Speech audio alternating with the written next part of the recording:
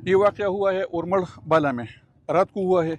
दोनों फरीक़ैन एक दूसरे के रिश्तेदार भी हैं और एक गांव के भी हैं।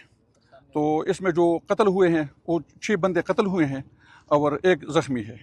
और इसमें जो मुल्ज़िमान नामज़द हैं ना, शमशाद, मंसूर और खान अकबर खान मोहम्मद, ये भी इस इलाके के हैं और ये नामज़द हुए हैं। इनकी गिरफ्तारी के लिए पुलिस छापे मार रही है। मुद्दई की बीवी वो वफ़ात पा गई थी, वफ़ात पा गई 2-3 दिन पहले वफ़ात पा गई है।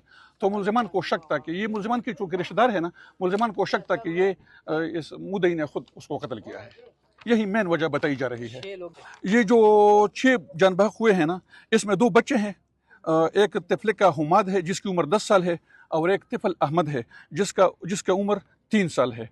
और इसमें एक नैला है और एक मुसम्मत शकीला।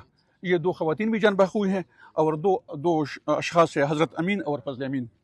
अभी फ्रेश सूरत हाल ये है ना कि पुलिस स्टेशन उरमड़, वहाँ का जो SHO साहब है, DSP साहब है, जितनी भी पुलिस है वो मुल्ज़िमान की गिरफ्तारी के लिए छापे मार रही है। जब हमने दरियाफ्त किया तो इस बारे में इन लोगों ने पुलिस स्टेशन को किसी किस्म की इत्तला नहीं दी है, न रोज़नामचा की, न FIR की।